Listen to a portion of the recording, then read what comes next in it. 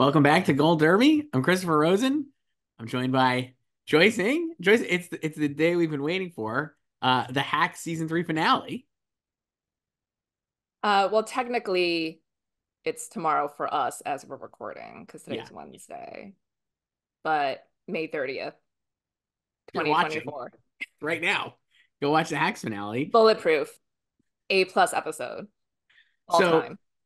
we've been kind of talking about this the whole season, and Hacks is like fully Succession now to me. I'm like, I'm in. It's definitely the best show Wait, going. side note, did you do anything to celebrate the 1 year anniversary of With Open Eyes on I Tuesday? saw the tweets. I didn't do anything. We didn't go back and rewatch it or anything yet. Oh, How about okay. you? No, I haven't rewatched the show since February. Yeah, So that was my last rewatch of the whole series. I haven't watched it in a while. I kind of like took a break on it. Okay. I also feel like they're never not around. Jeremy and Kieran, they're always like doing things. Well, that's just called their careers, Yeah. but that's So I'm like, not. I don't need to revisit it right now because I'm like, I'm getting my Jeremy film, seeing the tweets, seeing the reviews for The Apprentice, Well, he wasn't there at Cannes, so he was just shirtless on Ellie's phone. his phone. I don't Yeah. think that. So let me ask you this: was that a FaceTime or was that a still photo of him? It was a still. Yeah, because I've seen that still before. Yeah, it was erroneously tweeted um as a FaceTime, Yeah, but we it got to was get. if you look at it, it's a Yeah, still. we got to Yeah. get those misinformation reporters on stuff like that Yeah, fake news. because that's So, fake news. It was a still, not a video. yeah. Uh, Anyway, Hacks choice. To me, it's like Succession now, just fully like I think it's the best show going. It's so funny and very juicy, and the machinations of the story and the world building is so great that I'm just like fully in on this. it's the best. And I was finally I had enough time last week to rewatch the whole season, including the finale again. So I've now seen season three times. Wow, congratulations! I'm still on. I'm only on. I guess I'm almost on 3. Also, maybe twice. I've been rewatching them slowly through, Yeah, but the finale still hits. and we kind of teased this when we were talking about it like a couple weeks ago about how well it like really kind of has that twist ending. We're just going to spoil this whole thing again. So if you're watching this, just go watch Hacks and then come back. Uh, the twist ending of like Ava pulling a Deborah basically is so well seated throughout the season, but you're really not thinking it's going to happen until right before it happens. That was my take. Yeah, you feel like they're just falling back into old patterns that we've seen over and over again. Like, it's just starting from the beginning of the season when, Ava gives up her job and her relationship to go back to Deborah, and then, it's again like Deborah in the finale not appreciating her enough because she offers her the head writer job at her late night show and then rescinds it and lies to her about the reason why. She says it's because the network wants to keep Steve, the hockey jersey guy, so as a transitional head writer between the shows. And there turned out to be a lie because Ava bumps into Helen Hunt, and Helen was like, pitch yourself to Deborah because she has full hiring power. So, and it leads to a great scene for Hannah Einbinder when she just calls out Deborah, lets her have it. Fantastic moment. That felt like her Sarah Snook moment to me. It was great. Like what as while it was happening the first time I watched it, I was like, this is Hannah's tape.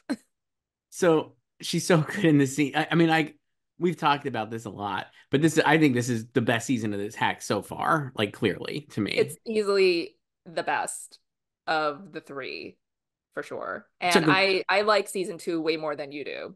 yeah. I don't Like, dislike this, season this is 2. I like just think this it is it way better. clears both of them. And they're all like I would rank them all in like the A range. But like two, I think two is like sort of the weakest, I guess, but it's like A minus to me. And like Yeah, I one would. is like A and three is A plus. Yeah, 3 is definitely A plus. It just is like, and everyone is better in 3. I mean, Jean accepted because it's like she's just consistently great, right? You're not really getting.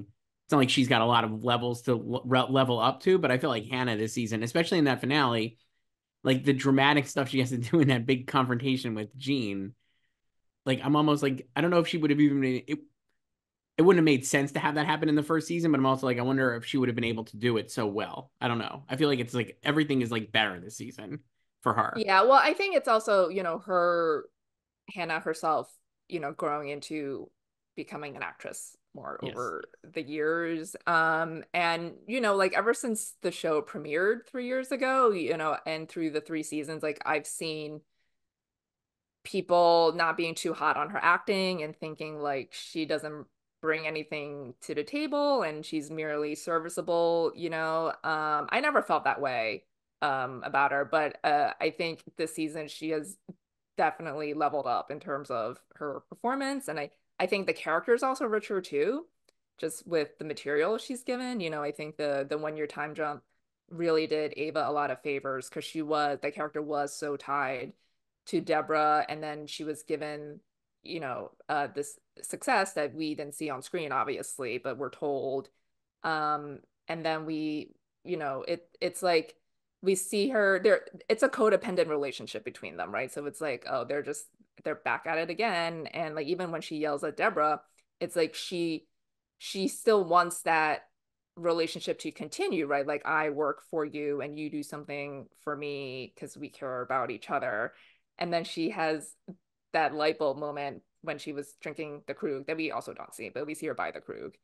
And it's like, oh no, she can actually have the upper hand now and she can become Deborah herself. So their codependent relationship has morphed. And if you watch the season, as you since you've seen it 3 times, you realize like there is a Yeah. lot of Deborah the entire season is telling Ava to do this basically without Mhm. telling her specifically to do it.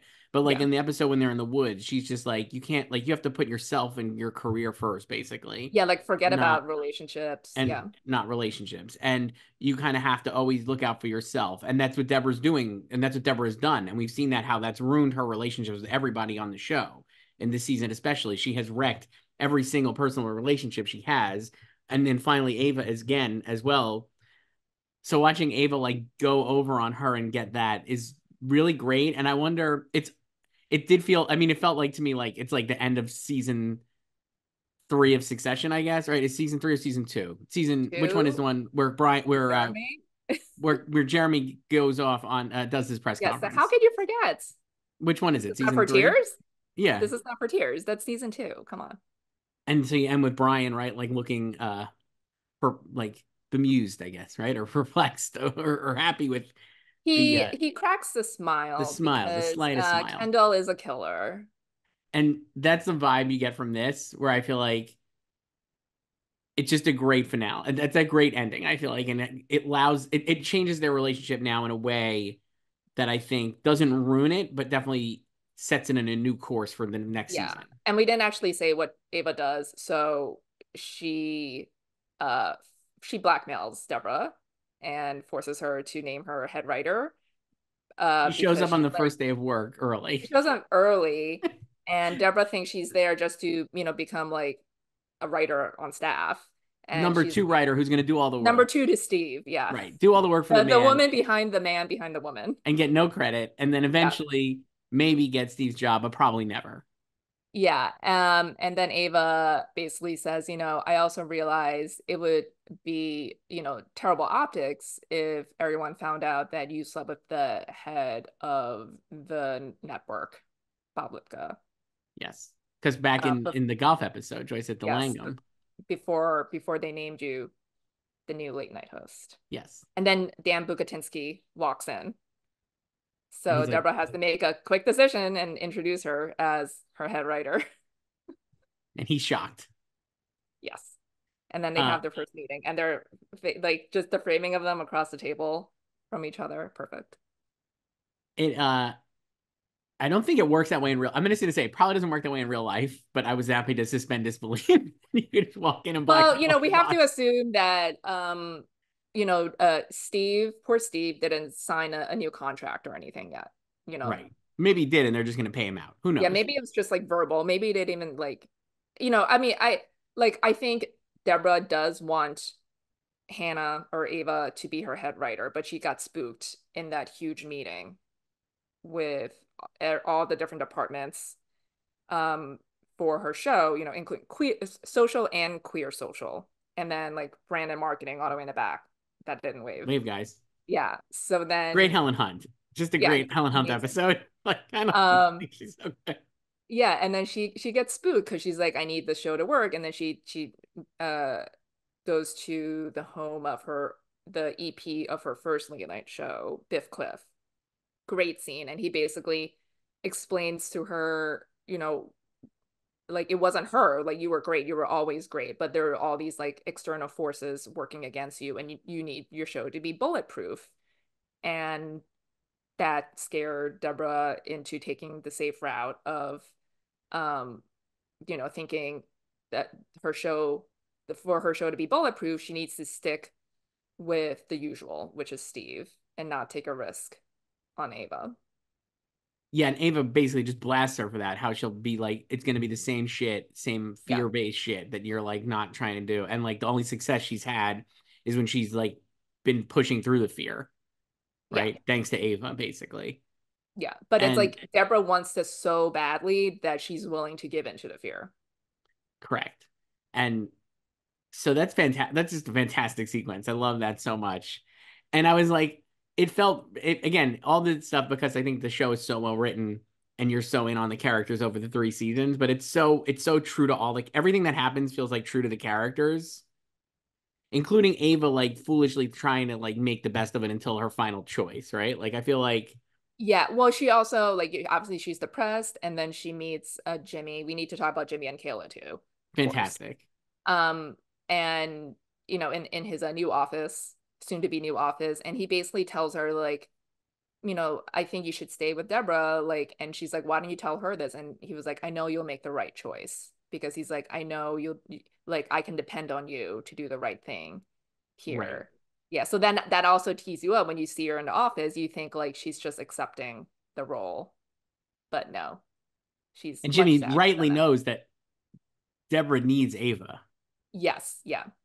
Like they all know that, including Deborah, but won't like, But she's scared. but she's too scared. It's a fantastic finale. I was like immediately like definitely cannot wait for season 4.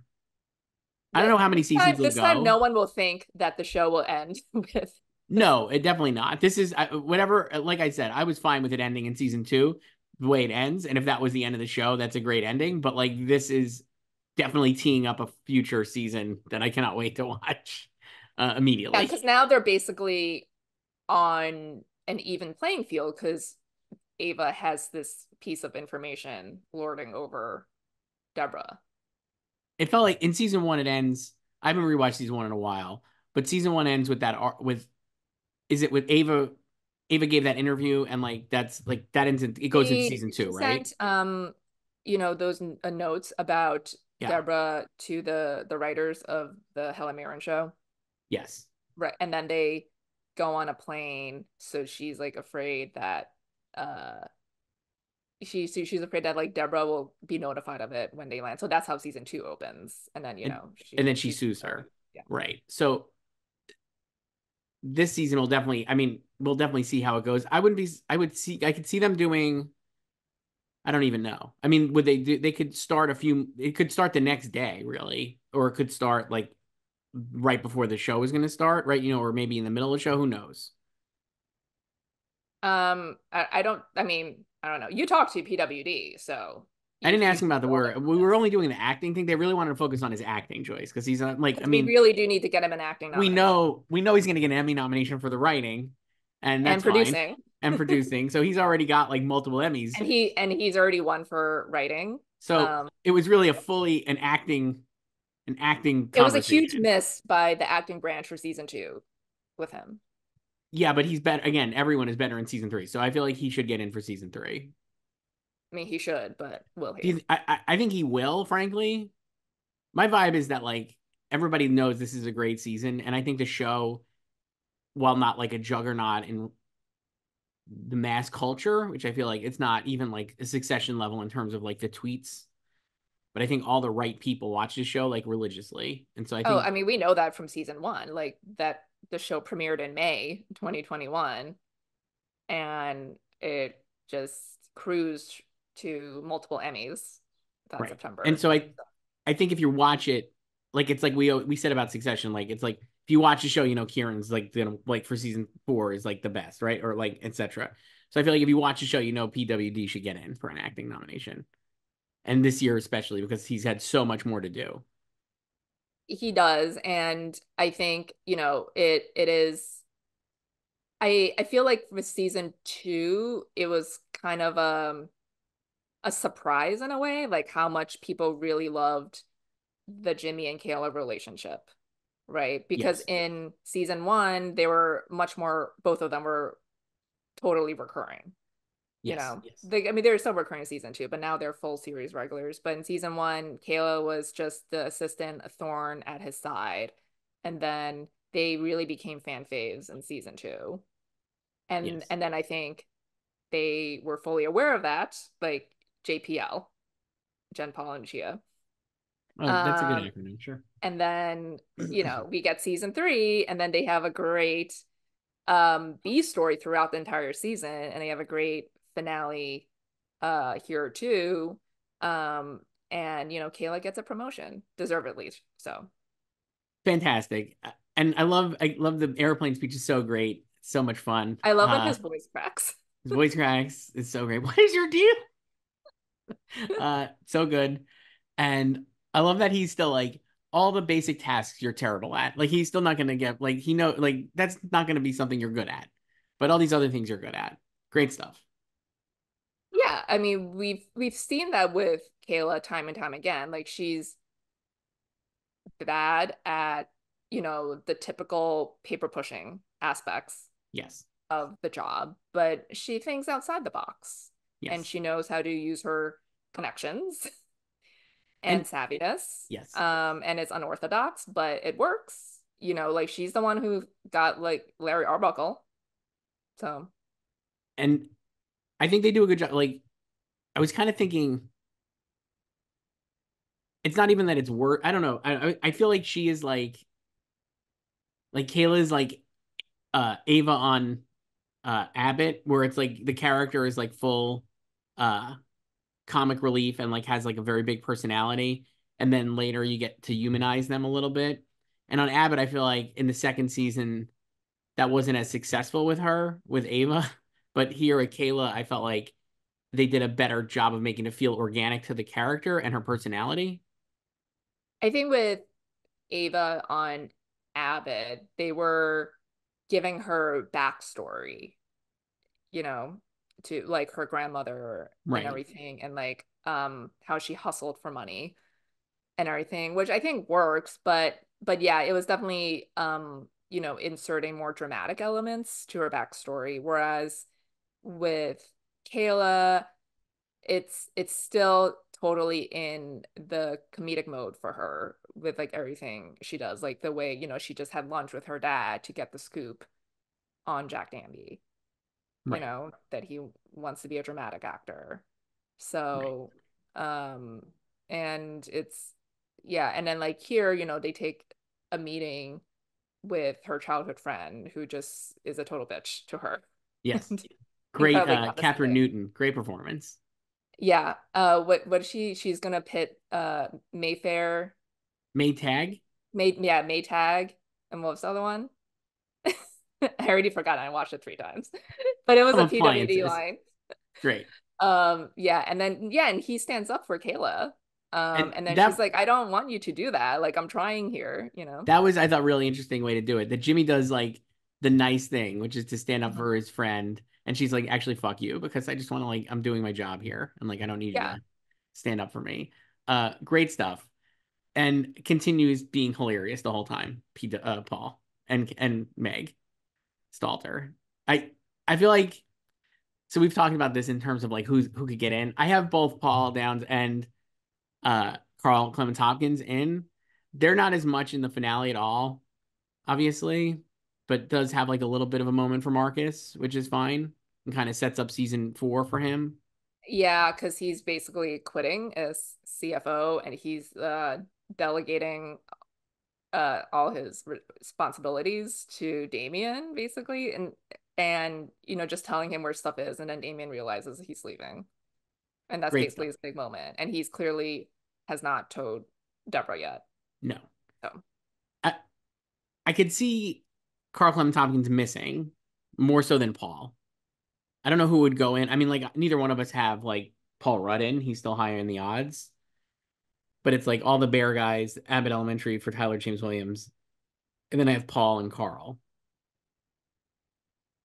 I think they should both be okay. Because I think, Carl missed for season two, but I think that just tells us that Carl's candidacy is more dependent on the strength of the field. Like if they just like other shows and our performers more, like they'll have the edge, Right. you know. The problem I have is, I guess, trying to get Meg Stalter in. It's just more crowded, and I have I nothing to don't figure out a way have to do this. I don't have her in either. I can't make the math work. um but we both have had Hannah in first. Right I at the mean, I've top. always had Hannah in first before I even Same. saw the season. Same. So, Uh, I think she can win. I think Meryl Streep is still in first in the odds. she is. Hannah's in second. Shirley Ralph's in third. Yeah, but I think if we're just based on merit, I think Hannah could win. But we know it's not just based It's not just on. based on merit. I think Hannah could win too. I don't think her losses are because they don't think she's good. I think there's reasons why there's just more, they liked Oh other yeah, I never performers thought she was better. winning either of those Right. times. So Now this year, I feel like if she didn't win this year, I'm like she'll never act. I feel like she maybe will never win for this performance because like this is a year where it kind of feels like Quinta for Abbott last year, an actress, though this field is maybe more competitive. But you know what I mean? Like it feels like if she's not going to win in this field, like I don't know when she would win otherwise. yeah, Um, and I used to like before this season, I used to feel like she might never win anything for this performance, right. because she The hasn't yet. I gotta say and we kind of talked about this. The only thing I think that would really stand in her way is we know they're gonna really love the bear. And so if there is like a Forks episode for season three for one of these Bear actresses who we assume will get a nomination, I could see that tipping the scales in their favor, um, regardless of the fact that this is for season two of the Bear. Yeah, I don't with because I think like that obviously can definitely happen for Liza Colonzayas or like Abby Elliott, Right.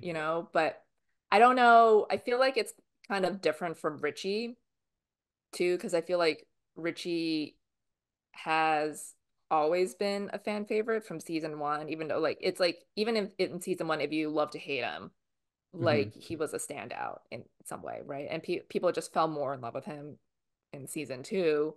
And I think Liza is definitely uh a fan fave. People were disappointed last year when she wasn't even submitted, but I She's don't the know. heart and soul of the show, Joyce. Yeah. But I don't know if like I feel like it'll almost be like skipping a level if she were to go from just I mean, kind of like a side character basically to winning all of a sudden. She's never nominated to winning. I suppose that could happen if the bear is that strong.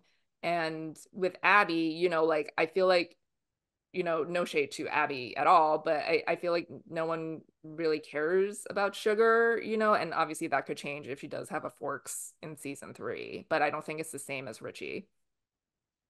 It's not exactly the same. I agree with that, but I do think it's possible. Also, just because if they're just like Bear all the way, I think they could be looking for that. I would say to me, Eliza would be the one between Eliza and Abby, only because like I do think she's the heart and soul of the show, and I'm sure they'll be if they haven't yet I mean, done that. Marcus is the heart and soul of the show, Interesting. What if they're both the heart and souls? one of each. One of each. One's the heart and one's the soul. So, the past couple of weeks, I've also been seeing a lot of tweets, right? People watching Hacks this season, just starting the season, catching up, and most of them, like 90% of them, is like funniest show on TV. Like, how can we make this win the Emmy instead of the Bear? So I've seen those too. I was just going to Mhm. bring that up to you. I don't think that's going to happen though. I don't think it's gonna I, beat the Bear. I think the issue is the second season of Bear is actually great, better than the first season. And I know that a lot of the enthusiasm for the show in this last winter awards run, even though the voting was ending, obviously, like whatever, was for season two, even though it's for season one. You know what I mean? Like people really love season two. So it's possible then that Emmy voters would be like bored with season two at this point, but then they'll have season three. I just don't think it's going to win because I'm like, unless season three, even if we talked about this, even if season three was like a Ted Lasso season three level flop, I don't think it would affect it for right now. I think it would still win this year, and that would maybe affect future seasons. Yeah, like I don't think it's losing series. Although I think Hacks deserves to win over it. I would Even agree with like that. even over the Bears season two, which I also loved. I agree with Um, that. I I think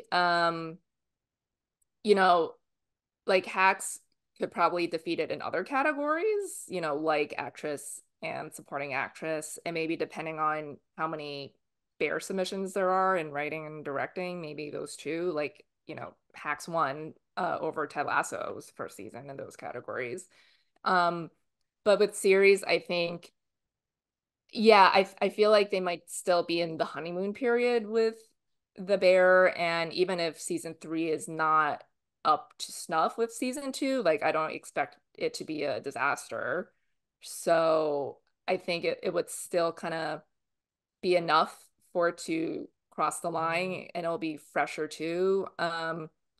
And yeah, like I think it's interesting, obviously voting for last year's Emmys for the winners, like it still occurred over the summer. So it Right. ended in August and the show was just delayed until January. Yeah. So that was the first time that Emmy voters could vote for the Bear to win anything because we already went through the winter with it winning stuff. So I feel like them that and also them binging season two during the strikes, you know, it kind of made them hungry to vote for it. It's like this is finally our chance to vote for it. So I guess it's like you could argue they already voted for it, right? Like they gave it to it.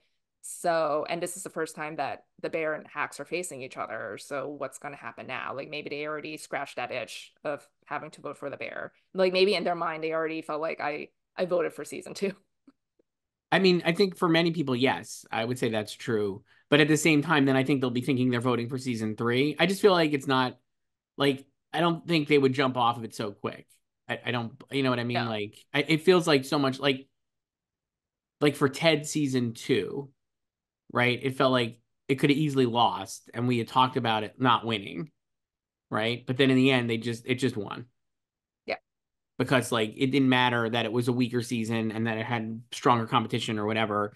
It just was like the mass appeal or like the it's going to be the winner. And I still think that's going to be the problem for Hacks to win. I mean, it's clearly the runner up. How do you think it could work? Like, I think you're right. Maybe so. We talked about like Hannah seems like a strong choice to win, and Jean I think should still be the front runner over Io, even though I think I still have Io in first. But I mean, I think Jean could win over Io. Yeah. I mean, IO is definitely going to be the toughest competition Gene has faced for Hacks. Yeah, So, and yeah, this also depends on obviously what Io gets to do in season three right. too. But I also wonder if, she was propelled to her win in supporting because, it was she was having such a breakthrough last summer. I definitely Yeah. think that. Yeah, I mean she was. So that's why I'm like, if the bloom isn't off the rose, she was just on like the BF cover, right? Like she's all over the place still. I'm assuming we'll have hear about. We'll talk about this. We have an email about this later, so I'm going to put a pin in this conversation on that part of it. But I'll explain something later. I'll reference this awkward pause. Um, but yeah, I feel like she's still going to be out there and very visible. So I think she could still certainly win in the lead category. Do you think so? You mentioned like writing and directing. Like seems like right now you would be like the bear. But is it a world where they split, or does Hacks win both and the bear win series? I mean, like Ted lost both of those in a one series for season one. I Yeah, I think so Hacks usually just submits one, like total Yes. succession. So I would expect them to submit the finale for writing because it's the three Yes. of them, JPL. And I've seen some predictions of uh for Hacks writing for the premiere, and I'm like, I'm guessing you guys haven't seen the finale. Um, but I would expect them to submit the finale. And then they always just submit Lucia for directing. Right. So I would expect her to also submit the finale. So if they're Um, submitting the finale and the bear submits, the Bear could submit, I mean, they could really submit multiple because they yes, have so many fire episodes in season two with different people writing and directing too. They have Rami Youssef, obviously Chris Storer himself. And then like same thing with writing. So I think it depends on their strategy there because they could easily just go 1-1 and just prioritize fishes. right. But they also have forks. And it's like, um, so I don't know. And we also already, it's FX, and we saw with FX that they are, excuse me, oversubmitting Shogun. So I think they'll probably do the same strategy with the bear, especially because I think it's easier for Hacks too because there is really just a core creative trio who are either writing or directing most of these episodes, right? So it's like easier to be like, we'll submit the finale and the finale for writing, or like because it's like the three of them writing and then Lucia directing, right? And with the bear, there's multiple different directors, like you said, and writers who could probably make it or just direct. I mean, you know what I mean? Like, so I think they'll oversubmit, and I wonder if that'll help Hacks at least win one, if not both of those. I mean, if they submit three in directing, um, that, can for sure happen, the triple vote split. But I think people would just think Fishes has the edge there. And for Yeah. writing, is it possible they split writing and directing? Does I that think bear I and think if Hacks they each just get one in there, I think the Bear would probably win. both? Yeah. If the bear has multiple writing or directing, would I mean, Hacks if they have multiple, yeah, like then Hacks, Hacks could like we win? saw that happen with Ted, Right, you know. right. So that'll be interesting. And then I think the guest categories, I mean, the Bears feels like it's going to win those. Though I would say like I'm hashtag biased because I just spoke to her last night, but I could see Caitlin Olsen or one of the Hacks guest star ladies winning over Jamie Lee Curtis if that's possible. I don't know. I'm surprised you haven't moved her into first. No, I don't have her in first. I have her in third. I don't. I mean, I mean, JLC losing, I think would be a huge shock. They're pretty And lazy in these categories, and they'll just name check her probably if nothing else. yeah, and I think there's a greater chance of there being a quote upset in actor. Like we talked about this last week. I think if it's like Christopher McDonald versus Bears, like Christopher McDonald could win. Right. And especially because there's multiple Hacks because you have Jason Cameron too. Yeah, and also, I mean, JLC,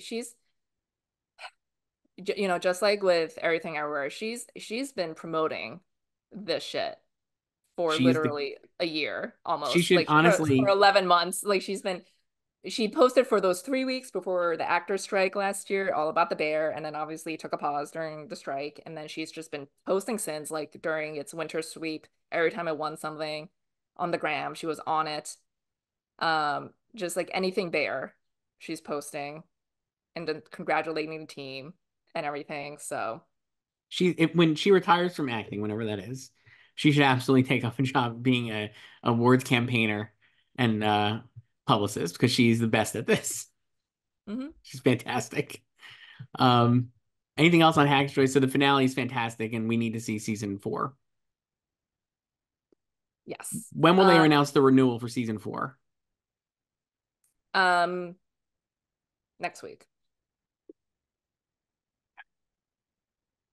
So, Uh, it's great stuff. So other stuff we were going to talk about, Joyce. The Great Lillian Hall, HBO movie premiering Friday, the last day of eligibility. just throwing in one more log on the fire before we're done here for Emmys eligibility. This is the Jessica Lange movie directed by Michael Christopher Your with fave.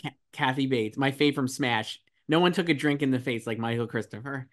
Uh, with Kathy Bates, Lily Rabe, American Jesse Horror Story Williams. reunion. What you think, Joyce? Also Pierce Brosnan. Oh yeah, Him. Yeah. Remember him? yeah. Um, you know, it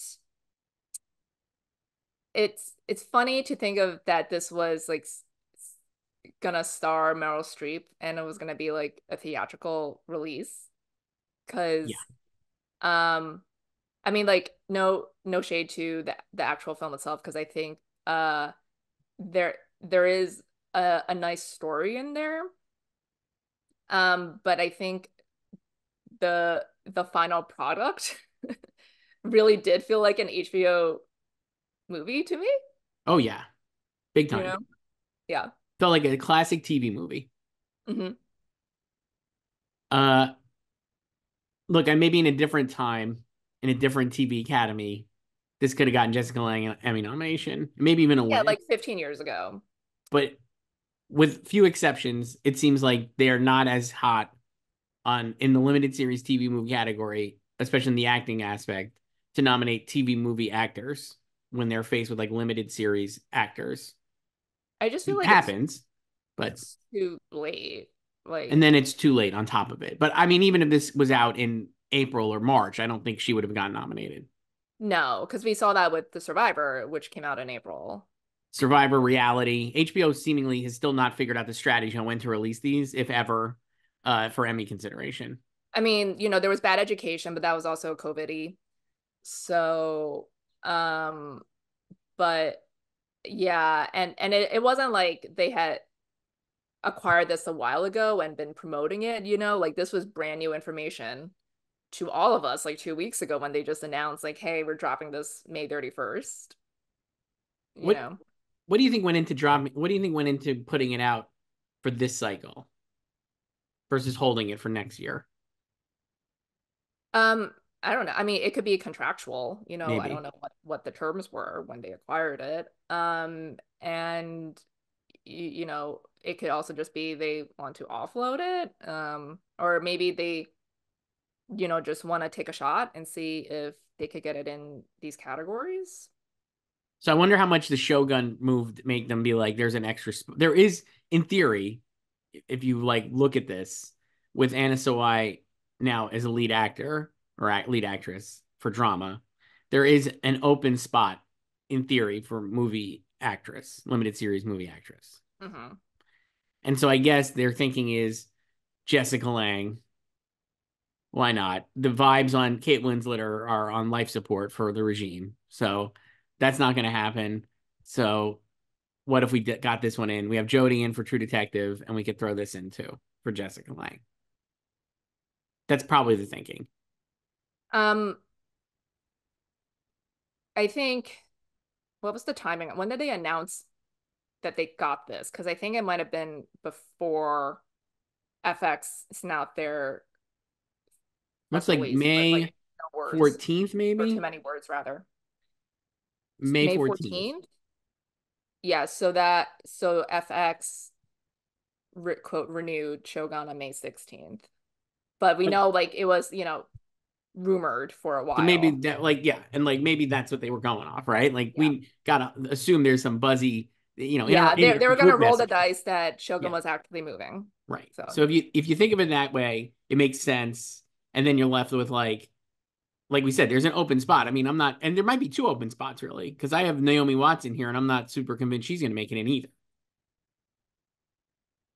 I still have her. Me too. I mean, I don't know what to do with Field in general, so I'm just So like right now, okay. it's I think we have five of the six, and then you have Uzo and I have Nicole Kidman, but the other five are Jodie Foster, Brie Larson, Juno Temple, Sofia Vergara, Naomi Watts. I have Nicole Kidman for expats, and you have Uzo Aduba, I believe. Yeah. So in that light field, which has flexibility at the end, Jessica Lange certainly has got to be at least in the conversation to get nominated. Sure. But I think in context, it would be hard for her too. I think if you just like told a normie on the street like these details, like HBO has a TV movie starring Jessica Lange. It's dropping on the last day of eligibility, and Shogun moved categories and there are flex slots. They'll probably assume like, of course, it's Jessica Lange, and she is a current Tony nominee too. Like why not, right? Past Emmy winner, Oscar winner. But in context, there's a lot working against her. It seems like yes. Uh, it's just very late. And I also like, I don't know how much they're paying attention to this category any or this set. Like they just might just like go like, oh, I got this already. I'm not gonna put her in. I've already made my choices in my head. I don't have room for another one I also wonder like how many of them are going to be aware that it of it, exists. Well, you let's know? let's assume that they'll get it out there because of its like pedigree and whatever. I don't think anybody else would get in for it, and I don't think it would make it. Do you think it would make it in for a TV movie? I don't know. I don't have it in for TV movie. So, TV movie is another one that doesn't feel to me incredibly deep. Like I have red, well, white, it's and also, I don't think it's a category that that they think about. they think about. Yes. So So, I mean, the thing is, I agree with that. But the thing is, I have red, white, and royal blue and Quiz Lady, and I'm like, are these really going to be nominees here? I guess so. They're in the top five in the odds. I mean, why not? You remember 2 years ago, my beloved Chippendale Rescue Rangers won. So Right. last year, Weird Al won. Those are good though. Hocus Pocus 2 was nominated True. last year. Fire Island was nominated. So I guess you're right. yeah, why not? Prey was nominated. That was last year had a lot of variety in the category. So maybe we'll see. I don't. I think if it, I think its best shot at nomination is actually in the TV movie category. I think more so than Jessica, but I guess I wouldn't be Oh surprised if yeah, it could Jessica get totally in. get into TV movie and nothing else. Right. Like I think that's more realistic than Jessica getting in. I guess outside of Daniel Radcliffe, have we seen like who are some other actors from TV movies that have gotten nominated in recent years? Hugh Jackman. Right. So Laura Dern for The Tale. Remember that one? Mm-hmm. All movies that So maybe should have been movies and could have gotten Oscar they runs. were like supposed to be theatrical films. Theatrical movies that would Yes. have had significant awards chances. I mean, I think all like Lillian Hall included. I think that was the goal, and then just If didn't Lillian happen. Hall was out this year, I'd be like Jessica Lange, let's get an Oscar nomination. Bring her back. You'll have to just forget about Long Day's Journey. That's not coming out, I don't feel like, anytime soon. So I've given up the ghost on that one. I've had that in my early Oscar picks 2 years ago. You were so excited. Her and Ed Harris. I read one Times article. I was like, I'm in. Ben Foster, get him an Oscar. Uh Also out this week, Joyce is Eric Under the Wire. Now I have not watched this one. I have. Tell me It's about it. out. It's out Thursday. Yes, As you're watching this, May 30th. Um, I watched this almost 2 months ago and have not revisited it, so my memory is a little bit murky. sure. But uh Benedict Cumberbatch, it's set in the 80s, and Benedict plays a puppeteer, Vincent, and he's married to Gabby Hoffman, and they have, marriage difficulties, and they have a kid, Edgar, and one day Edgar disappears, and Edgar had been like designing puppets himself, like he had his own drawings of puppets. So Vincent decides one day that maybe he can find Edgar, or Edgar will, see him if he brings like his uh this puppet Eric to life. Um so he pitches that like on the show he works on, and then you've seen the trailer and the photos, like the monster Eric. Yeah, so Where that's are you Eric. on puppets? I don't really care about puppets. So I mean, listen, I I watched Muppets and like Barney growing up, but they were just like, there. I'm not obsessed with them. Where are you on puppets in terms of like? I In guess terms of like a psychological thriller on Netflix, um,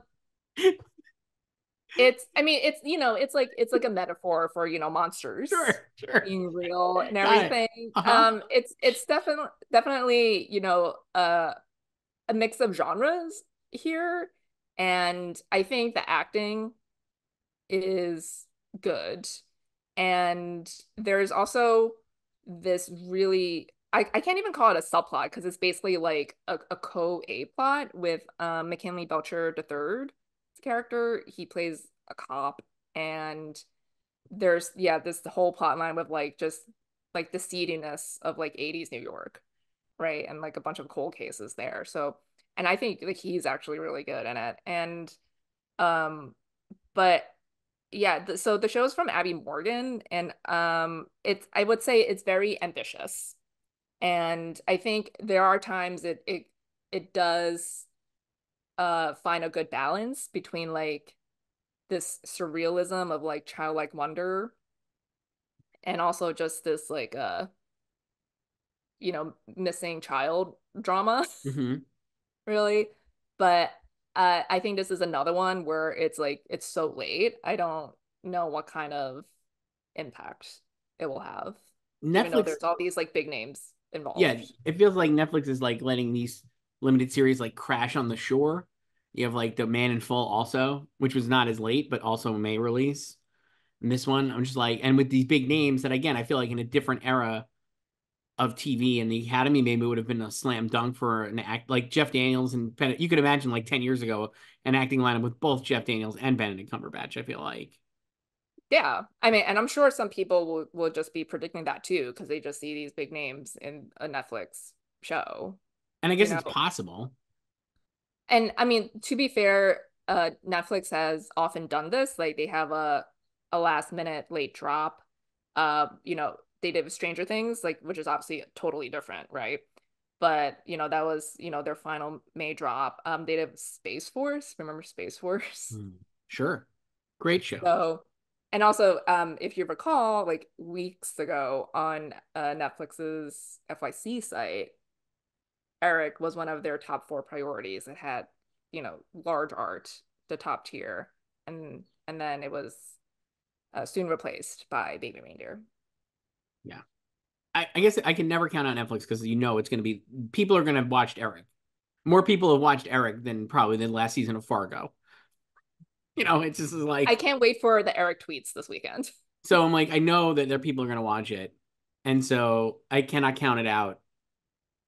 And I guess that means I could if You're gonna predict Benedict I Cumberbatch. will not predict Benedict Cumberbatch, but I mean like that category without Hiroyuki Sanada, and Cosmo Jarvis is like truthfully outside of Richard Gadd and Andrew Scott, I could see all the other people I have being nominated not getting nominated because I have Tom Hollander, John Hamm, David Oyelowo, and Washande, and I'm like, all these guys could not get in. So then I'm like, there's room for perhaps Benedict Cumberbatch or Jeff Daniels or both of them. I mean, yeah, I don't know about A Man in Full. Um, Not the I mean, like greatest maybe, response. yeah, I think I mean, it's been out for almost a month now. Um, and I mean, I've seen more things about Tom Pelphrey's prosthetic penis than I have about Jeff Daniels. So, I mean, not even a lot of Shania Twain love, sadly. I wonder if people Very knew it was pretty. Shania Twain. I mean, this was her moment in the premiere of A Man in Full. So, um, but yeah, Eric, I think, if you have time this weekend, give it a watch. You Okay, know, not I'll bad. check it out if Yeah. I have time. Can't say I will, but probably watch it eventually. Joyce, anything else before we get to some emails? No. Okay, we got a lot of emails as usual at slugfest@goldderby.com. First one here is from Caleb. Hi, Joyce and Chris. I feel like Under the Bridge was talked about for 1 week and then completely disappeared, even though it's been the top 10 on Hulu since its release. Episode 7 was fantastic, and you guys are completely right. The kids are the standout. I love the relationship between Riley Keough and Javon Walton's characters, and I thought the actress for Dusty was the biggest revelation of the show. I was shocked to find out she's British. Also, I was wondering what tennis enthusiast Joyce thought of the challengers. I saw Chris raving about Josh O'Connor not once but twice on Letterboxd. It's my favorite movie of the year so far. That's from Caleb. We've talked about challengers. We did. So possible Caleb didn't see it, but I was like, any chance to talk about, I'm gonna read. So Um, you know, uh I enjoyed I thought it was a very entertaining adaptation of the script because I was very worried when I read the script of how it was gonna be adapted into a film because it was just like a play with three characters. And I'm like, I don't know how they're gonna make this cinematic essentially. And Luca did.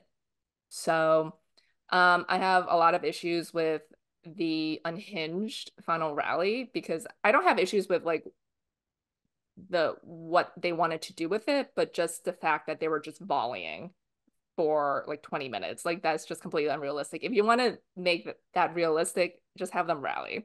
sure. And I have an issue with like the errors, the tennis errors that are made when uh uh Patrick he is like on the score line assigned a game penalty, but verbally the chair umpire calls it a point penalty, which is incorrect because this is already his third infraction. So I had issues with that. But as you know, I did really enjoy all the tennis Easter eggs like Applebee's because Hmm. that was a staple.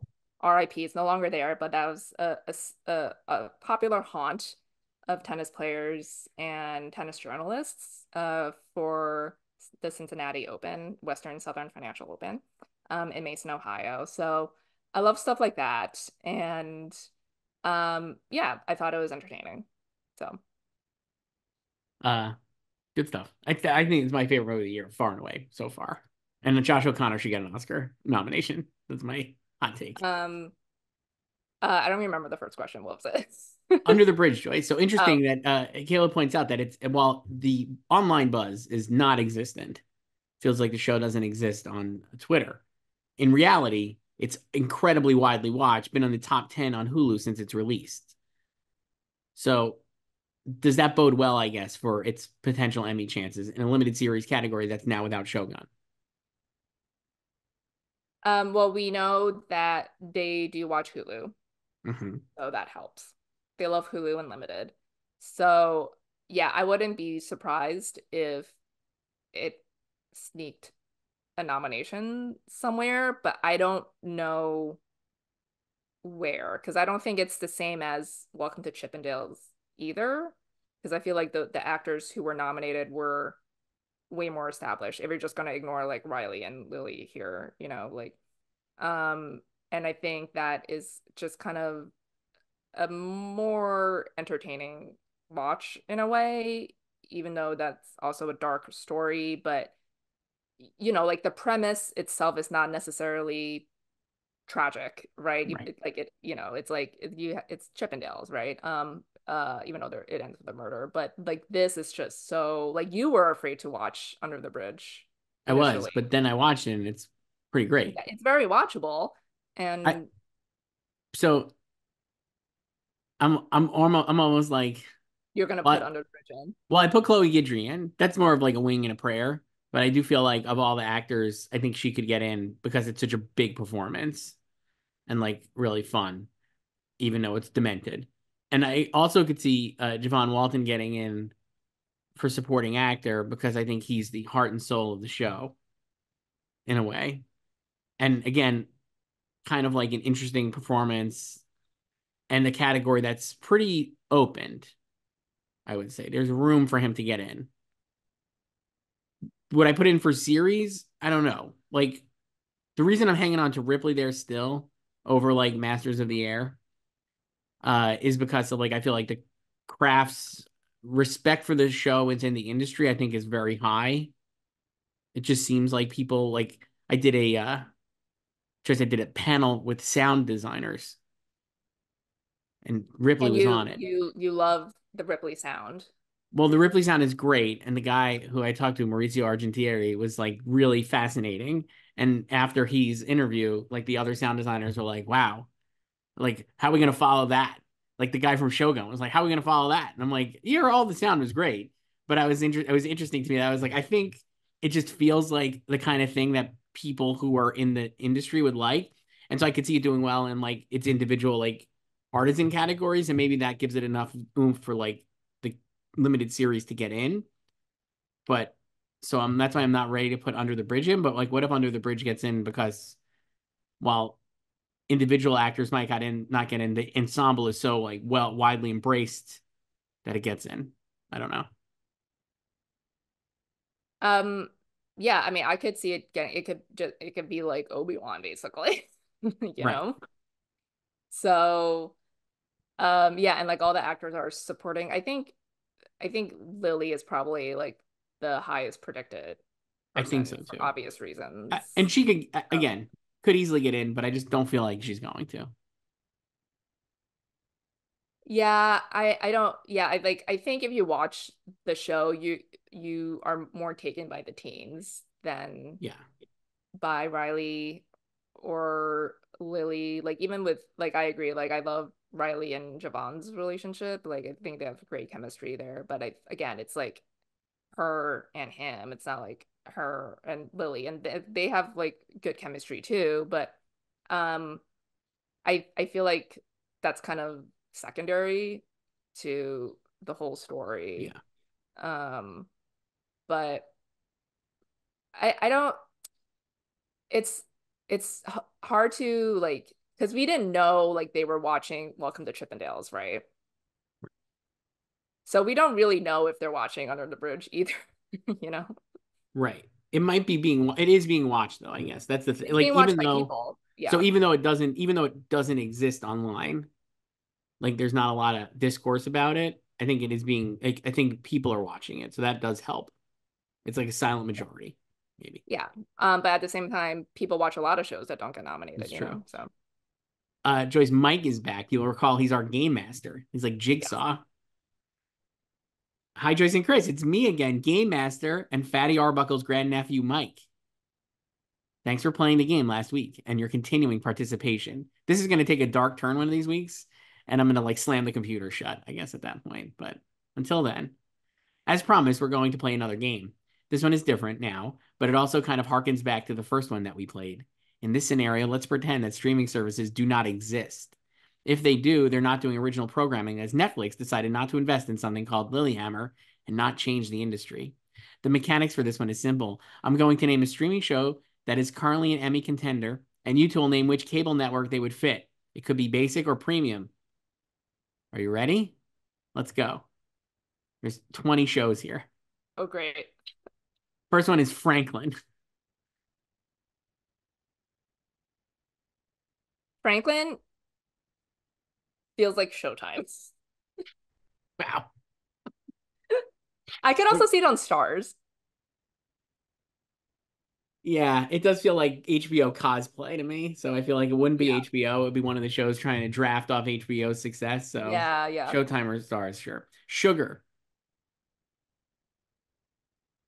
Sugar feels like TNT. Hmm. My fave, the dearly departed, gone too soon. The Girls on the Bus. Oh, well, you got to answer this first then. How sad were you? You came to the news late I too. was busy that night and You I were came so to it and late I to the texted news. you and I was like, I can't believe I missed this. I was bummed. That show should have definitely gotten a second season. They set it up so well. But I knew it wasn't going to get a second season when all the postmortems with the showrunner being like, here's what we would have done in the second season. When you're reading those, you're like, that's it. It's done. They're not getting back. No It one's was watching also this. sitting for forever. So, Yeah. um, Uh, TBS for the Girls on the Bus. yeah, probably. Yeah. Uh, How long are the episodes? like 40 minutes. It's like a Okay. regular, it's like a real show that they just put on Max because it was a CW show. Because I was thinking if it's like closer to 30, then like TBS makes sense because like half hour, You could cut it down. you know. How about They Palm went long Royale? because it's streaming. How about Palm Royale? Oh my God. Palm Royale. Um, that all a lot of like that and Loot, I feel like could be USA, like Blue Sky era. I can see that for sure. Yeah. Loot is actually not on here, so Wow. we'll just pretend it's on there. Uh, another another Apple TV Plus classic, Manhunt. Um, but I again I it could still be Showtime. I Yes, think more Showtime than Stars. yes, Yeah. definitely. Hmm. Uh, Tokyo Vice, HBO. definitely an HBO show. Just HBO. Just Yeah, put it on HBO. The New Look.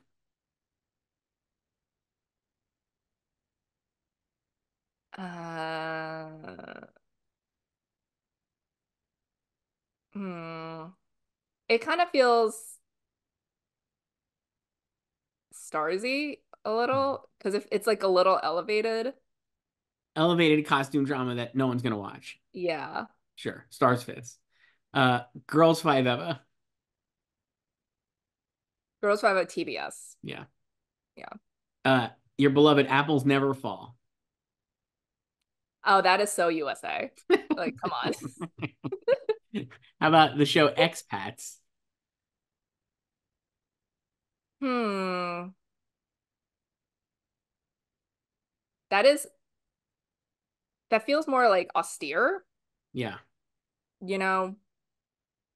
But I don't know if it's HBO though. I don't think HBO. it doesn't feel HBO, I know, so maybe maybe just it's Showtime. Showtime. Yeah, Yeah.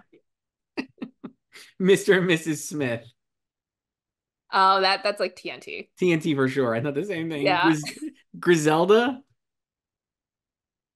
Griselda. Um, hmm. I mean, that could also be I TNT. thought TNT too. Yeah. Monarch Legacy of Monsters, my favorite show. Oh, your fave. Um,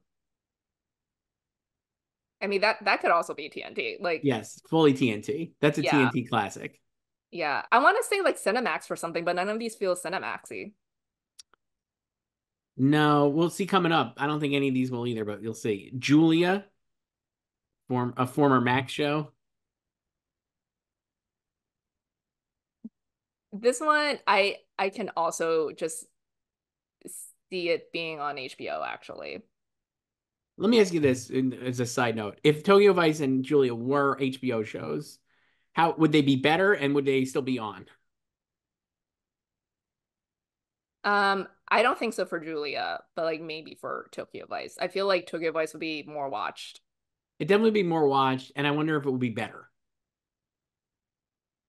You mean better in terms of quality or just like Yeah, better did for they the is the show quality itself? different? 'Cause I guess not, right? But like, No, because I think Tokyo Vice is good in right, general. right.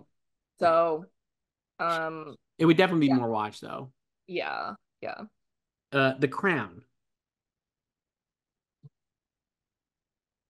Stars. Wow. I was gonna say HBO. I thought HBO would like gussy it up, make it a little more. It does, but then there's something so because I'm just picturing obviously it on Netflix. Yes, And then like the aesthetics of Netflix shows and HBO shows are so different, that I can't picture it, even true. though it has the trappings of an HBO show. Yeah, I think that's that's fair. my issue. So, Lessons in chemistry. hmm. That I mean, in some ways that's like Julia. I could see that on HBO, The actually. Morning Show. The morning show I think would be Basic Cable. USA. Um, yeah. Only Murders in the Building. Um, TBS, I guess. And finally, Under the Bridge. Under the Bridge. I can see that on basic cable too. Yeah. You know, like I can see that on A&E actually. We haven't said Mm, A&E. wow. Yeah. Great way to end You it. know, like a Bates Motel. Yep. Hmm. Michael, thanks again. We didn't do AMC at all. Would lessons in chemistry be AMC? No, none of these feel AMC. I could Do see they? one of those being, I could see like I don't lessons in know. chemistry being AMC. No, but yeah. I feel like more like they're darker leaning. Yeah. So, Maybe they do new look and like edit, make it darker. Uh, Next up, Joyce, emailing us at slugfest@goldderby.com. It's Carlos. Hi, Joyce and Chris. It's been a while since I last emailed you. Now that this Emmy cycle is over, I would like you to try to predict the episodes that will be submitted in both writing and directing for some shows. I know that any number of episodes can be submitted. I just want you to mention one or two. For a limited series, Fargo, Baby Reindeer, True Detective, and Ripley. For comedy, Hacks, The Bear, Abbott, and Only Murders. And drama, Fallout, The Crown, The Morning Show, Loki, and Mr. and Mrs. Smith. oh my God, that's so many. So many. Let's just do a few of these. Well, we already said for hacks, Yeah. bulletproof. Why don't we do Um, comedy first and do that? We did Hacks. We mentioned The Bear. For Abbott, I would say I thought the finale was great. yeah, I like the finale. So I'm not a huge shipper of Janine and Gregory, so I'm not a fan of that. I don't ship them, and I don't ship Carmi and Sid. No, but I will say Carmi and Sid have more chemistry than Greg and Janine. Yes, I think they put more work into that relationship on that show Oh, than Abbott does into Janine and yeah. Greg. But I thought the Um, finale was really good with the party. I thought her party was great and very yeah, funny. I also well for writing, I think they'll just do Quinta, and I think she only did the premiere, Yes. right? So they'll probably do Right? the premiere for Quinta. And directing, I think they could do the finale, Yeah. So because which is Randall did Randall that. Einhorn, I Yeah, yeah. think. Mhm. And then for Only Murders, Joyce, Only Murders. Oh my God, I haven't seen that in so haven't long. thought about it in a long time. I know, and I love that show. I can't wait for it to come back, but it's been a while. Um, it could just be the finale. Yeah. Yeah, And then for drama Fallout, you the kind of talk to premiere. most of these people. They'll probably do the Yeah. premiere, right? Hmm. For both. That's because Jonah directed it Yeah. and Geneva and Graham wrote Though I it. think the finale's better, personally. The yeah, so I mean they could submit both because it's a different directing and writing team Yes. there, so For The Crown, they're definitely going to go full on the finale. I feel oh like for yeah, both writing and directing. yeah. For the morning show, What if they do January 6th? would be the fucking best. I don't even remember the episodes. I guess like what the finale maybe? Yeah. Yeah. For Loki, I think they'd have to The do the finale. The finale. finale. Yeah, And for then for sure. Mr. and Mrs. Smith, there's so many options, but I think the finale also there and maybe writing for the premiere. I think I mean we already know their submissions for Mr. Yeah, that's Smith. true. Yeah, it's the premiere. Yeah, I think like for new shows, like most of them definitely just err on the side of the pilot for these And things. So, then Fargo would probably be the first episode.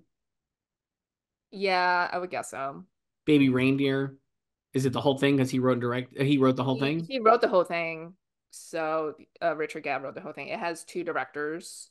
So I would say probably, I mean, the first episode, sure, but like the fourth episode is the big one. That's when people talk about. So So and then True actually, Detective. let me check their FYC page if Okay. they actually specified, but you can continue. True Detective and Ripley are the other two. Oh my God, the trailer's playing, sorry. True Can't hear. Detective. Well, She wrote and directed all of it.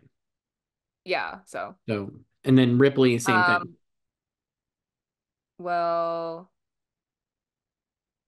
yeah. Okay, wait, this is directing. Oh my God, there's so many things here. Yeah, so for directing for Baby Reindeer, it's episode 4 that they're um campaigning. Okay. So, which is obviously the flashback episode and uh you know, we learn more about uh Donnie's past and Right. everything. Wait, what were the other ones that? I think they're one Ripley and True Detective. It's one Asa Lopez and Steve Zalian did writing and directing for the whole thing. So Yeah. I don't So think yeah. there is an episode. Hmm. Thanks, Carlos. This one is from Ice. Hi, Joyce and Chris. I know I sent you another email, but I watched the finale episode of The Sympathizer, and holy shit, the final episode, and especially the final scene of the show, left me in tears. I didn't know we needed to see refugees' stories on TV this badly. The show is too good, and I hope HBO will push it for award season because if they don't win some awards for it, it'd be a shame. What are your thoughts on the show, and especially the finale episode? Also, Team Downey and Washande keep giving season 2 hints. Do anything about that? P.S. HBO can leave the campaigning for Washande. He was just too good. Hope we can see more of him in the future. Thank you. Huge fan of the show, and both of you. Have a nice day. Um, well, you asked Flaw I about did. the I said second there's a season. sequel book, and like he was like, we talked about it. I would love to do it. And like he loved the experience. I think they would do it, but I think the problem is we don't know what the metrics of the show are. Certainly in the conversation, it has not been as explosive as maybe people would have wanted. Yeah, and I mean the ratings are not great, Bob, either. So So it might be tough to do a it's like second season. hemorrhaging every week. And yeah, I think it might just stay limited. And, I think that's for the best too. Regardless, even the show was a huge hit. I mean, Like, I I'm don't all for read. things like ending. So, I don't read, but I having read the Wikipedia page for the sequel book, it sounds like wildly different and mhm. more esoteric than the first book. Yeah. And I mean, I haven't read that either, but yeah, I think it was kind of sad to see that there was just very little conversation about the show when it aired. Like, you know, I guess like I was telling you, like I saw more conversation about the regime when it was on than the sympathizer. I kind of felt like we would have it would be like a because of like the pedigree of Park Chan-wook, because of like the Pulitzer Prize winning source material, because of Downey off of Oppenheimer.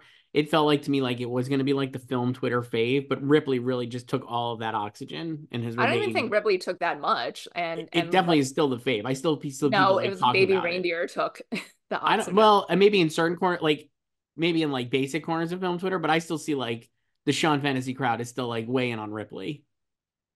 You're obsessed with the Ringer, so that's Well, just that your whole form of crowd is still weighing on entertainment. Ripley, and like Yeah, but people what I do they still have see to do talking with about like it. the Emmys? Because No, I I'm feel just like saying, but like I thought that crowd would have gravitated to this, but they didn't. They kind of stuck with but Ripley. I don't but like yes, fine, like they like it, but I don't think like them liking it really impacted like the reception of the sympathizer. And I don't even think like the conversation about Ripley is still loud currently. So I don't think like that was like that just drowned out any conversation about the sympathizer because like multiple conversations can exist, obviously. So I just think like the sympathizer conversation never took off. Right, and I'm saying I think it's because they were too focused on Ripley for it to I take don't off. think that at all. And I think if anything, Baby Reindeer completely took over that conversation literally a week later. So, and I don't even think like the Baby Reindeer conversation now is that loud. And obviously that was hijacked by the alleged real Martha, doing press and all that shit. But um I think like, just as like an HBO Sunday night property, like that should have been able for it to like stand on its own, right? And like they did promo and the lead up. Obviously, we had multiple trailers, and the second trailer, like Film Twitter did go apeshit over because it was billing RDJ multiple times, right? And yeah, like I mean, it was never gonna be like a normie show, I think. I No, think it's a little bit too artsy for that, you but call that I like right think away. yeah, but I think there is like no one is watching it. I also don't know if like people just don't have time, right? Like that could just be the thing too. Like no one has time to watch it because it was kind of late. It premiered April 14th. So Do you think if I it don't switched know, but regime, do you think it would have done better? um no, probably not. Like maybe there have been a little bit more. I mean, that would have premiered a week before he won the Oscar if it took regime's date. So I think it might have just got more like hype in the beginning, but I could see it just kind of dying down by the end of the Maybe. season, I you don't. know. I have Downey obviously in still. I mean, if he didn't get nominated, I would be just frankly very surprised, even if he's not going to win in the second phase. But I can't imagine him not getting in. And I have Washande in because of the category opening up with the Shogun guys gone. I've had him in. I never took him out, even though the show was not taking him off. But I think he could get in if it's just kind of like too good of a performance for them to ignore. And with the space of the category, it could be like a Mish Patel for Station 11. Yeah, So I hope he even if gets it's in. not He a is Sandy fantastic series, on it. Yeah, he's really good. yeah. So Um, um, I'll ask team. I'm going to interview Team Downey. If you're watching this, and it's going to be today. It's tomorrow when we're are you gonna recording. ask about a season I'll ask two? about season two. Yeah, sure. Why not? I'm a hack. I don't give a shit. I'll just keep feeding the machine with these season two headlines. This one is from Brad, who's emailed us before. Hi, Joyce and Chris. The fifth slot in Best Actor in a Comedy is driving me crazy.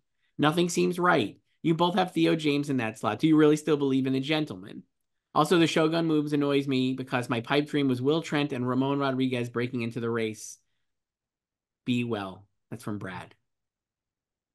Yeah, I still have Theo, and I don't have a reason to remove him. So I would only remove him if they decided, what if we just had four nominees in this category? It just I'm not overthinking this. I feel like some people think about a lot of things too much, and I'm just like, I'm just putting him in here. the Moving comedy on. race is pretty light, and there are four actors for five Yeah. spots, I mean, and Kenny so missed for sure, but I'm not gonna lose sleep over this category. he could miss for sure. And I guess people have Jarrell Jerome in there instead, but I'm just like, they're campaigning that, but more people watch The Gentleman, I still believe, and I'm like, I just think that's going to push it over the top. Yeah. So Jarrell's in six in the odds, and then Kelsey Grammer for Frasier is in seventh. And Dafara Winotai is in eighth, and then Kavan Novak is in ninth, and then Right, Matt Berry is in 10th. So it's like, pretty weak. yeah. Andrew So Scott. Andrew Scott. I'm reading the next email. Theo James also very much campaigning. yeah, so Netflix had their like they officially launched their FYC space, CSEE, Hmm. and I get Theo it. was a yeah, See, Theo was a huge hit yeah, he's there. incredibly charming. I think the White Lotus Afterglow helps too. I just feel like Yeah. he'll get in, and it's definitely the most widely seen outside of like the top contenders here. So, like, why would he not get in? Basically, Like what if he gets in and like Larry David misses? You know? could be Because I think we all have Larry in there just like because just there's hanging space. out. Yeah. This one's from Harley Joyce. This is the Andrew Scott email I was going to read. Hi, Joyce and Chris. Andrew Scott joined the cast of Ryan Johnson's latest Knives Out movie. Who else would you like to see in the ensemble this time? And what are the odds Andrew is the killer and murders someone on a boat? From Harley. Yeah, he already has motorboat experience. So Knives Out 3 is just filmtwitter.com. So it's yeah, got the Kaylee casting Spaney. director is chronically online. Yeah. So It yeah. contributed a next best picture, maybe, or something. Yeah. So this is Andrew going to be Scott. eligible for the casting Oscar, the first year of the casting Oscar. Let's go. So Twitter will be nominated, I guess, casting by Twitter for Wake Up Dead Man. So it's Daniel Craig, Josh O'Connor, who I fucking love. Obviously, we just talked about challengers. Give him an Oscar. Kaylee Spaney, who I also love. Priscilla, best performance by an actress in 2023. Andrew Scott, great. People love him. I was like, Iowa Debris, if she's not in this movie, like something clearly went wrong with this casting. Feel like absolutely will be in it. I mean, if they continue with the Twitter casting, then yeah. I mean, you saw that viral tweet the other day with just like everyone's like Knives Out 3 dream cast wish list is like Io and like Pedro and Succession actor poster's choice and So, stuff. So we're like halfway there. so Io, I feel like would have room in her schedule too, because I feel like it's not production until next month, and I feel like she's doing Thunderbolts probably nowish. Or did she not even? Did she drop out of that? She dropped out of that. She Great. was So she's replaced wide after, open. remember? So she's fine.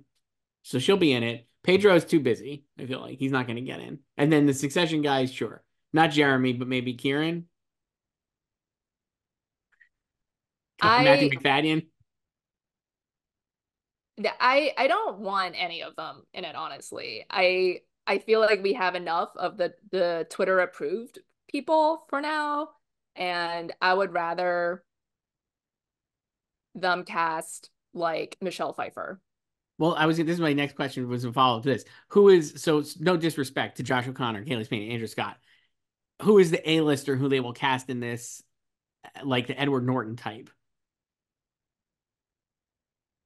I mean, I would hope they go with, like someone who like hasn't been in the spotlight for a while, right? Like because like that's what he's done in the past two films. So right now we're just really, really heavy on the online casting. Um, This so is I like hope it Catherine doesn't. Hahn, Leslie Odom, right? Like this is the first one was Dave Bautista, Catherine Hahn, like Leslie Odom. I think were like and Janelle Monáe, all like right out of the gate, and that was like very extremely online casting. So I'm like, this is that, and now like who is going Yeah. to be like the famous Yeah, they people? need people who like have done great work in the past and maybe, have like taken a step back or something, or just like someone that like people will be happy to see again in like a film like this. So Michelle Pfeiffer is your idea. That's good. Yeah. She'd be good. Hmm. What about like Tom Hanks? Not somebody who's out of sight. No, because I think he's like too not big in that like he would not do it, but I think it's just like it's not like exciting enough for Okay. him. You know what I mean? Like I feel like another like long time like character actor being in it Okay. would be more fun. Paul Giamatti. Like Richard Kind. I know he's doing Only Murders, but like that. Paul You know. Giamatti. I've seen like a lot of tweets saying like, "Where's Paul Giamatti in this?" Um, Brendan I mean, like, Fraser. sure. No, are you just like listing Oscar nominees from the I'm past two listing film years? Twitter Oscar face of your. No, we're avoiding film Twitter. That's Oh, remember? okay. That's the thing. That's my preference Okay. here. So Uh, we have enough of that with these people. So I mean, I'm very excited for this already. I was like, Josh O'Connor. What if it's like a flashback and Josh O'Connor is playing Benoit Blanc? I mean, I don't know. Would Why be would good he because play he kind of. I Benoit? could see him being like a young Daniel Craig. I think it could work. I mean, I could see him just being the killer. No offense to Andrew Scott too. Andrew They Scott's should definitely a they red should herring. bring they should bring Hugh Grant back, obviously. Sure. So This one's from Penny Joyce, emailed us, slugfest@golddiver.com. Since this is kind of actually piggybacks off what you were just saying. Since Walton Goggins is finally getting the attention he's always deserved, I wanted to ask, who are some other actors who've been great and always been great, but you feel have never gotten the recognition? This doesn't have to be related to awards, just like overall appreciation. I mean, like he would be a good choice for that film too, He right? I would. feel like that's kind of the like what like White Lotus is for him Hmm. at this point. So yeah, I talked to Graham and Geneva yesterday, and like, Walton was their first choice for the Ghoul. Sure. And we were just talking about like, yeah, like how he can do like everything and like anything. And Geneva worked with him on Tomb Raider, and she said that they talked forever on the phone, like he just called her up and he had so many ideas about his That's character. awesome. And then Graham was like, even if we were making a show about a pizza shop, I would want Walton Goggins. I'm like, Wow. exactly. Yeah. Um, I mean, like, is it like too predictable for me to say Timothy Oliphant? I mean, probably, but that's good. But like that's like the like I mean, I think like he could like I get benefit. I don't know if that's I don't even know if he wants to benefit from it, but like I think like that's like a type of good casting for Knives Out, you know. Yeah. I was having a tough time with this. I was like, everyone, I feel like similar to like what we'll talk about in the future on Oscars playback, how nobody disappears. I feel like no one is under recognized now because everybody is constantly finding like you gotta love this person. You know what I mean? Like there's no because everybody's so online and talking about things and always looking for like something else to gas up that they have to like go to like terrible movies or underappreciated performers or whatever. And now nothing is like hidden. Everything is like just promoted forever. I don't know. I was having a hard time with Yeah, I this. mean like you just have to it's just basically anyone who is like not online, like no online presence basically, and it's just kind of like a working actor. Right. How about Don Cheadle? I love Don Cheadle. Great tweeter. He hasn't done that in a while though. Always a great But actor. mhm. Just last one here before we go. This one is for you. Oh, Oh actually, great. no, I missed it. I have one more from David L. And then I have this one. So let's Oh, do this one. you can't skip David L, We can't skip obviously. David L. So let me find the David L one. You know what? I put them all in a folder, Joyce, and I must have not put the David L one in. Let me see. Here it is. All right. I got two here. I got one from John and one from David L. Then we'll go back to that last one. Hi, Joyce and Chris. David L here again. Chris, since you were convinced by the emailers to put Jonathan Bailey and Carrie Preston into your predictions, which were smart picks, I was wondering if I could convince you to put Joey King in limited series actress for We Were the Lucky Ones over Naomi Watts for Feud. My reasoning behind this is because Joey King's show has better reviews and universal acclaim from critics. They love Hulu shows, and I'm not sure anyone is really into Feud this season. Given how Joyce's friend's dad reacted negatively to the show, which I definitely agree with, I don't think anybody cares about Capote versus the Swans. What movies from the Cannes Film Festival have you both seen screeners for recently? Chris, since Jesse Plemons won the Best Actor award at Cannes, you might want to rethink your assumption that Kinds of Kindness won't get into the screenplay race because you said they don't like Yorgos as a writer. Did you forget that he was nominated for original screenplay for The Lobster in 2017? This reminds me of when you thought The Holdovers wouldn't get into screenplay just because Alexander Payne didn't write it, and you completely ignored that his last Best Picture nominee, Nebraska, also got into Best Original Screenplay, but he didn't write it again. Wow. A lot of receipts there. Uh, Well, I haven't seen any of the Cannes films. So, that's not true. We saw Furiosa. but that wasn't like that doesn't count. I haven't seen any of the Cannes films either. Here's a hot take: they don't send screeners for these. Like I saw Furiosa before it premiered at Cannes. Yeah, So, they don't send screeners to these. Not for us. I haven't seen any of them either. mhm. My thing with Cannes going in was like the only movie I'm really excited for is Anora, and then hell yeah, Anora is great, and I already know that's gonna be like my favorite movie the entire year. And the reviews only made that seem more realistic to me. So there you go. I can't wait for everyone to just give breakthrough prizes to To Mikey Mikey Madison, and Madison. it's gonna Yeah, annoy the fuck out of I me. know it's gonna be great. I can't wait. Never forget the greatest part of the Scream, and also Once Upon a Time in Hollywood. Better fucking things. That's all. Yeah. Only movies for me, but still, even in the movies where she's not a breakthrough because she's already been in two massive movies. It was like the killer Better in things. Scream. Better things. So, uh, I got to say no for the Kinds of Kindness. The response we when we did our early Oscar picks, the next day maybe they said it was coming out in June, and then I was like immediately like shouldn't have had this anywhere in my picks. I don't know if you felt that way. And then the response from Cannes makes me think more so that it's not going to get in anywhere. I don't think it's not gonna not get in anywhere. I think it could like get in somewhere. I don't know about like acting, but I wouldn't be surprised if it's screenplay, you know? I guess so. I would say, in my defense, The Lobster, I think, is a different vibe for Yorgos than certainly Killing of a Sacred Deer and this, seemingly, which I still have not seen. But this sounds like a real miserable 3 hours, similar to vibes to Killing a Sacred Deer, which is And just an then impossible sit. and then obviously it's an anthology, so I yeah, like I don't expect it to overperform, but We didn't, neither one of us I had don't Jesse think in, I don't believe. We did, I think I had Hong Chow and Margaret Qualley in, which based on the reviews, that's a no for me. It's going to be a no. um but I'm happy for Jesse. Sure, So that's great. I just don't think he's gonna. I don't think he's gonna go all. I mean, it could end up being a weak year, certainly, but it would be. I'd be I surprised. don't right now I don't expect him No. to get in either. So And then we were the lucky ones, Joyce. Sure, Joey King. We didn't talk about her when we were doing our, but very, very possible. yeah, I mean, like, but I would say, if we're comparing like the underrated Hulu dramas that premiered in the past month, I think Under the Bridge has the edge over We Were the Lucky Ones, but obviously different acting categories because Joey is a lead. So There you go. yeah. And this one So is from. are you gonna put her in?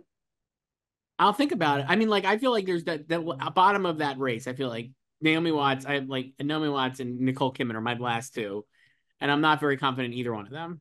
And so I could see moving in somebody like Joey King. For I guess I would say We Were the Lucky Ones definitely feels like the type of Hulu drama that the Academy would respond to. So I could see her getting in. Um, I mean, maybe, but I think it's also against like similar with like Chippendales. I think they're just different tonally, the Sure. shows, right? Like even last year with Tiny Beautiful Things, like I think that was an easier watch. Like it's all the episodes were also 30 minutes, and I got Catherine Kahn and Merritt Weaver. Yeah. And so this is a, like a heavier material. Yeah. I'm gonna So, I'll reserve the right to add. I'm not David. I'm not going to add her right away. But when I do add her, I will give you credit for convincing me to add her.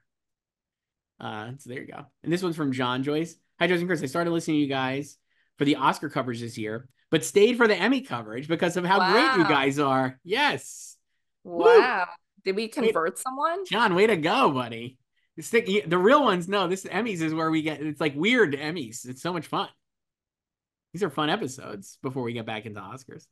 Chris, what are the 3 TV shows this year that made you cry the most and why? And Joyce, Dawson's Creek was my favorite show in high school. So how would you rank Joshua Jackson's TV shows in order of quality and then by favorite? You guys are fantastic. 3 exclamation points. Well, what made you I'll cry? give you mine first. Sure. The only 2 shows that made me cry this year, Gentlemen in Moscow, top of the list, just fucking weeping through that thing. It's so good. The last few episodes left me like just weeping, fully weeping here, right at this desk, watching it on my monitor, weeping. Just the best. I would love to see that get in. I love that they're pushing it still. Ewan McGregor and Mary Elizabeth Winstead on the That cover of cover, man. Variety. Great. Stronger together. Just the best. Ewan should definitely, if it was me, he would definitely get in. I think he's wonderful on the show. It should get in for score. It could get in for writing. A lot of crafts I think are great. The production design is fantastic. The costumes, just a great show. Definitely one of the most underrated ones that if it was on another network, probably would have been a lot better positioned. But Paramount Plus with Showtime, maybe not the top of the screener windows choice. And then Under the Bridge made me cry. Crazy. Loved it. Those are the only ones. Those are really this year. There wasn't really a lot of emotional shows this year for me, I guess. I don't know. I mean, you cry at so many random things, though. So Yeah, I but never those were know really the only what two. Let me look. qualifies. I got a list here. Let me see if I wrote anything else down. I was like trying to keep a list this year since there's no Of things letterbox or you TV, though cried there at, is that. What is that? Somebody corrected me and said there was serialized. serialized. Um, so Nothing for else. Josh Yes. shows, like, am I like just counting his like series regular like leap? I mean, I feel like This is let's just bottle the ends. How about the top 3 Josh shows that are not Dawson's Creek? How about that? John, I'm um editing you on the fly. John, we're doing a little editing here. I mean, I wasn't a huge Fringe fan, but I think quality wise that was his best show. Okay. And like the affair was just like LOL, like especially by the end. I stopped watching that and then when they killed off like what's her face? Allison, and he left the show for that too. So I was like, oh man, I gotta watch the next screener because I just like I was completely off and then she died. I was like, I gotta see this. Um and then I mean I watched his season of Doctor Death and that was like wolf. I watched Fatal Attraction. I know you did too, and that was also wolf. Wow. Remember that? That is like when we look back on this Remember era, that pool death? I think about that not infrequently. When we look back at this era of TV shows that should not exist and what the hell is going on and why are there so many shows, Fatal Attraction Legacy reboot or whatever, just one of the craziest ideas I've ever seen. And listen, I love Joshua Jackson and Lizzie Kaplan, but like, wow. Remember how it ends with a cliffhanger that it's Oh like my God, like with Dexter his origin story, daughter. basically? Like the Yeah. daughter is going to be like the next Alex or whatever? What the hell? Yeah. And then I thought, I mean, like he was just, I thought he was fine in Little Fires Everywhere, and that was fine. And I mean, I actually think his best TV performance is as Purvis in that episode of Unbreakable Kimmy Schmidt. Hmm, That was fantastic. good. So And they submitted him that year for guest actor, and they wrote like a hilarious blurb of it. I think I have it somewhere. Thanks, John, for the email. Last one, Andy emailed us at slugfest@goldriver.com. And you could get your email read too. This is going to be great next week. If you What want an to read honor. it. It was such an honor for us to read this email. Joyce, this one's for you. Joyce, it was a bummer to see Rafa knocked out in the first round in Paris. I'd hoped he'd have made it a little further for the last one, even though he won't commit 100% to it being his final Roland Garros. Obviously, that was a brutal early matchup, but how long do you think he can keep this going? At what point does it become kind of sad? That's from Andy. I don't think it's kind of sad. I think this was definitely his best performance we've seen all year. And I think he would have beaten anyone else, but the tennis gods were not nice to him. And he drew Alexander Zverev in the first round, the fourth seed, who just won Rome, and whom he defeated 2 years ago in the semifinal. Um, or rather, Sasha rolled his ankle and then had to retire, but he was playing lights out during that match. So it was just bad luck, and he's had some tough draws in the few tournaments he's played this year. So I feel like in those tournaments, besides his injuries, he just was never able to play himself into form and confidence. But he did say before the first round that he was feeling better than he had felt in a really long time. And, I think he was like still a little bit rusty on the backhand side in the match, but he could have definitely won a set, like the second set for sure, like he served for it. But it sucks. Yeah, like that's only his fourth loss there. And he declined like a ceremony.